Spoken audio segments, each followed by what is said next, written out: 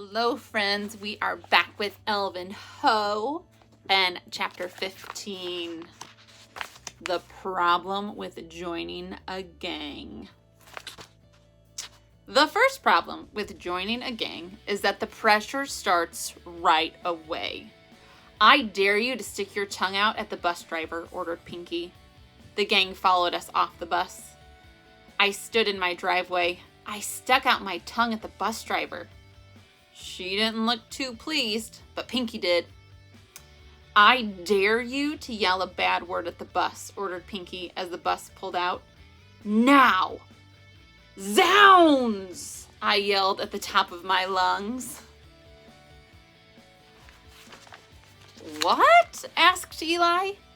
Behold thy mirror, thou spleeny, naughty, pated dewberry, I added for good measure. Okay, forget it, said Pinky impatiently. Whatever. The second problem with joining a gang is that Flea gave me the eye, then turned and went down the street, swinging her cool peg leg and all without a word. The third problem with joining a gang is that you don't know what they'll make you do, but I had a feeling it would be scary. I thought about this as we walked up my driveway. I dare you, said Pinky, looking up, to jump off the roof of your house. I'm telling Mom, said Calvin, who was right behind us. He ran into the house. Mom! I heard him yell, Mom! My heart thumped like crazy. My mom is an ace rescuer. She would save me. She always does. But my mom did not come out, and neither did Calvin. So I scratched the old pox on my left side. Then I scratched the old pox on my right side. Then I looked up at the roof of my house. It was a long way up. I swallowed. It was all I could do to not cry. But it is important at moments like this to not show how you really feel. It is like playing poker. Even if you're losing, you have to pretend you're winning. Well, said Pinky. Okay, I said, but I was not okay. I could just about pee in my pants. One moment I am standing in the driveway. The next moment I could be on my driveway, dead, just like that. Well, said Pinky, what are you waiting for? I gotta use the bathroom first, I said. I ran inside, rushed upstairs, and used the bathroom. Then I went into my bedroom and looked out the window. It was a long way down. Calvin and Annabelle were playing catch with Gung Gung in the backyard. Farther down the road, Flea was playing by herself in her own backyard, building something that looked like a pyramid. It was fabulous, even from far away. This is a fastball, Gung Gung's voice floated up into my ears. He is my grandpa from my mom's side.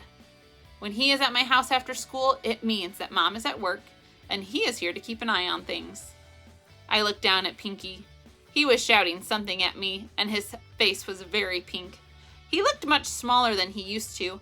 In fact, from where I was, Pinky was just a Pinky. A little guy. I went back downstairs. I'm not going to jump off my roof, I told Pinky. Why not? I have acrophobia, I said.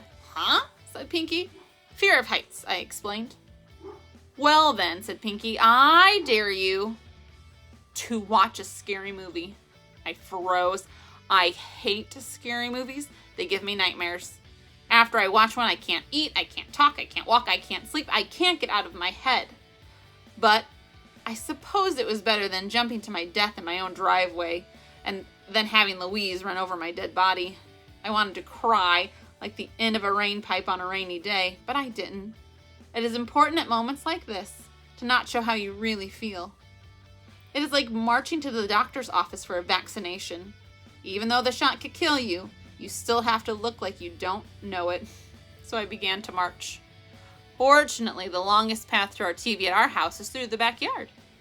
Hi, Alvin, called Annabelle cheerfully. She is always happy to see me, especially after school. Was that you cursing like an infectious, pock-marked measle at the school bus? I didn't answer. Annabelle was wearing my mitt, the one with my name on it, and she was throwing my ball. the one that used to belong to Saki Matruska. I'm horrible at pronouncing names. With her 2 fingers together at the top, she snapped the ball into Gung Gung's glove. It was a fastball, all right, but it really wasn't that fast. She was just pretending it was fast. But the sound of Annabelle's fastball smacking into the mitt is a little scary. It stopped the gang dead in their tracks. You want to throw, Alvin? Asked Annabelle. I'll catch.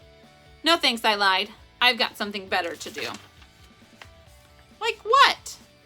Like prove his bravery, said Pinky, so that he can play with us at school. Annabelle narrowed her eyes. She put out her hokey pokey foot and made that face that said they were going to have to deal with her first. Annabelle, said Gung Gung, if Alvin would rather not play catch, that's okay. My Gung Gung loves baseball. He is an ace pitching machine, and playing catch with him is our favorite thing to do after school whenever he is around. So Annabelle and Gung Gung went back to throwing the ball, and the gang and I stood there and watched.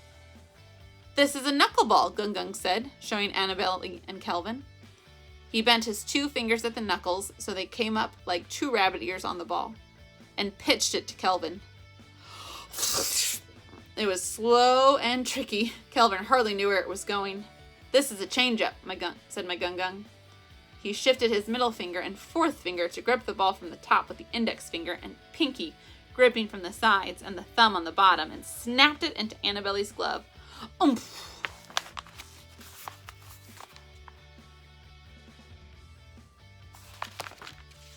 It looked like a fastball, but it was a bit slower.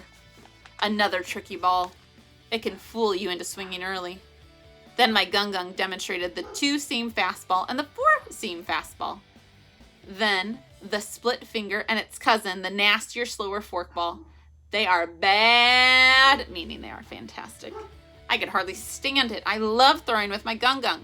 I love it more than digging holes, and I definitely love it more than doing dares from Pinky. To make matters worse, there was Annabelle using my glove and ball. I thought you boys had something better to do, said Gung Gung. No one moved. A breeze swirled crispy leaves up and around our ankles. Oh yeah, said Pinky, we do. And that is the worst problem with joining a gang. Someone else speaks for you. What will happen with Alvin?